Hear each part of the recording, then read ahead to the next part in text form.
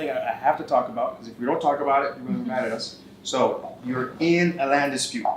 Again, for example, my own family. I got some family members who, where they grew up out in the province. Grandmother left it, and then the person was able to come back. You said that. I had a last one. Oh, you did? But yes, we talked about that. A lot of diaspora, they have a lot of land in the rural areas, but they never done anything with it. So I'm leading into it. So okay. Yeah. So let's say in the specific case of they want to keep it, right? And so because I know your advice is to, if you're not going to do anything with it, sell it, right? So sell it. But if they want to keep it and the person who wants it, the person who received said, and they want to, but then they finally go to the land and they see something is built on the land. Yeah. So what's very quick step by step, how do you start that process? The first thing, you need to make a constat. Get it back.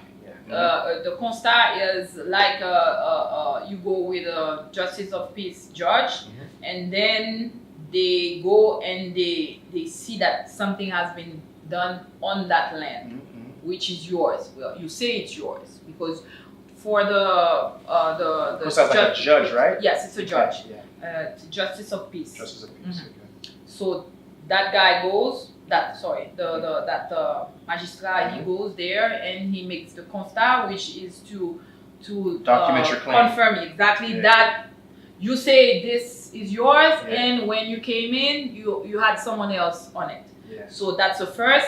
Of course, you need your titles. Your titles have to be impeccable. They have to be the right ones. Your claim have to be. I know a lot of people who don't have good titles. Like they don't. So you're telling us if they don't have like perfect impeccable titles, you waste your time. There's no point. If you don't have the good titles, of course, if you have but from someone that said that the titles are correct, then this is where I'm telling you that the public notary is responsible in a way, because he has to guarantee the ownership for you. So here's the thing. I know a lot of people who, Haiti is so informal, Yes. And so, their uncle bought it from this guy. They shook hands, and now now the grandma has it, and so nowadays, now you're out of luck. You're telling me that situation? No. If it's only like that, no. Okay. It happens to be that sometimes they lose the title because this happens because sometimes and most of the times when you live in the rural area, they put the titles like under their bed or like in a box under the ground, and then when they get it back, it's all damaged. This is why I told you at first that the public notary is the one who keeps all the archives. So it's supposed to be with the notary. Exactly. Then they will deliver a second expedition. This is how you would call it. Première expédition, deuxième expédition. It's basically a second sale document. So you go there, he goes into his records, he sees when the sales has been done. Even if it's not him, it would have been his predecessor. So he has all of that record.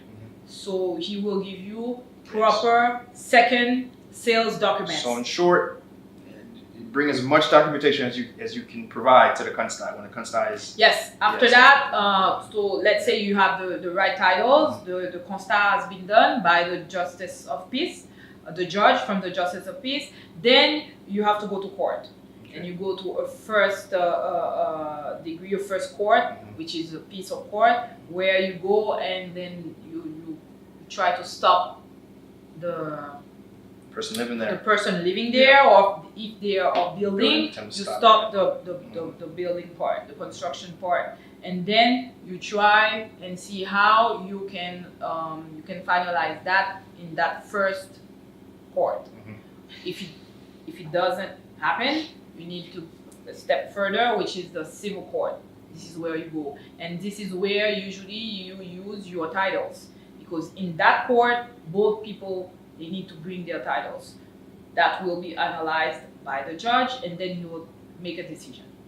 And of course, if you're not, if you lose or the person loses, they have the right to go in appel. So it sounds like one of the tribunal. first steps, though, is again, say if you don't have the title, one of the first steps is to go to the notary and see what documentation they may have available to give you before you go to the constat, I think. That's when you come and you see that someone is Yes, of course. Yes, But you should have the titles. Okay. Yes, effectively. Right. However, if you don't, then you go to notary like you first, said, see it's what it's your family Yeah. that gave it to Yeah. you. Mhm. But even there, we didn't talk about that. Yeah. When your family gives you a land, they need to give you. They need to go through the public notary also, so you can have your own title. Especially if the land is a huge quantity. Yeah. If they have other siblings. Yeah. If you have other aunties or uncles that are still alive, it's a whole process. Speaking of which, I hear this happen so often is that, Haitians have big families and they like leaving it. So there's 3 siblings. A person, either they pay again because this is what happens, or either if the other siblings, the other member of the family, they don't want the sale is void. It's no. So the proper way to do it is every sibling needs a sign. Yes. So And this is the work of the public notary. The notary This is should what I'm telling have you. realized there's Yes. 3 owners Exactly. or 3. Yes, and of course. Then they should have Because one when sign. you go, if the notary knows you or knows the land or Yeah. knows the family, they will tell you, oh, but I think I remember you're not the only one. You have a sister or a brother. Where are they? You know that they have to sign also for the buyer, and or if they're honest, they will tell you that yes, of course, I am the one taking care of that. But when times come to sign the sales document, all 3 will sign. Now, if they cannot attend, you need a power of attorney, a special one, not a general one, a power of attorney, which will stipulate that this amount of land is going to be sold to this person, and I authorize my sibling, Mrs. or Mr., to sign on my behalf. And that power attorney, if it's done in the States, it has to go through the consulate or the embassy. Okay, so they send it to the notary, and the notary will revise the document and see if everything is there, because all the terms and conditions have to be there, the quantity of the land also, and then all the names, everything has to be in order. Yes. So what I'm hearing is it's much better, baby, to first step before the notary is to get a good lawyer who can really yes, of course, guide you in this exodus. It's a long journey. It is a long journey. I have to tell you something also. It's about me. When I wanted to be a lawyer, I wanted to be a public notary. Yeah. Because it's more laid back. I have to tell you that. So, but at the time, it was Mr. Aristide who was the president, and it was very difficult at that time to get the authorization. So I didn't want to stay and do nothing after law school. Yeah. So I got into the law part, but I wanted to be a public notary. So I went to a public notary's office and I worked with them 3 years.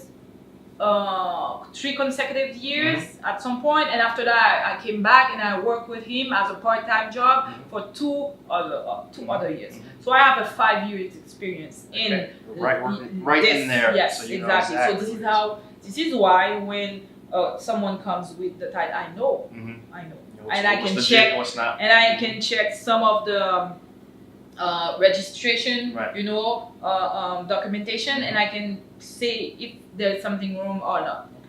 Because sometimes the numbers, the registration, the CAS photo, this is how you call it, from the tax department, they're supposed to be there. So even if you come with a sales act, I can flip it and see that but there are some of the things missing also, so that I can do that. Giovanna, I learned a lot, and this information I can. It's a lot to process. But if I have information I can partage, share amongst the folks. Again, I get that so often. So many people, Chris, I need to. So it's great, and most importantly, I can share your contact, and not only to them, but to you guys watching, It's going to be below all of her contact information related to her if practice. your viewers they have questions also, I know that you can put that down below in the description email, box, and then you'll consultation. pass me. Yes, You know, you'll pass me the questions, and I can answer. So you got the comments to me, absolutely. Yes, Yeah, on the yes, follow up. that's true. That's true because I follow you. And I think you have your own channel coming out very soon. So also it's not exactly going to be about legal. It's gonna be like a women thing. Okay. You know, I'm very into empowering women. Right. So, but I think like maybe in the solo, it's gonna be like a podcast where I have female friends, entrepreneurs also that we want to talk about specific subjects. But sometimes I think if I do like a podcast alone, I'll tackle some of these issues. So we're gonna Giovanna Menard is someone you need to follow. So follow her. Again, I want to thank you so much for being a part of the show, this episode, and I look forward to the next topic. Yes, next topic. We're gonna choose it, and if you have any suggestions, that's you can. That's true. Yes, any comments, any things you want to hear us talk about, please leave in the comments. Yes. Until we're back at it again, we'll be back at it again. Bye, guys, and see you soon.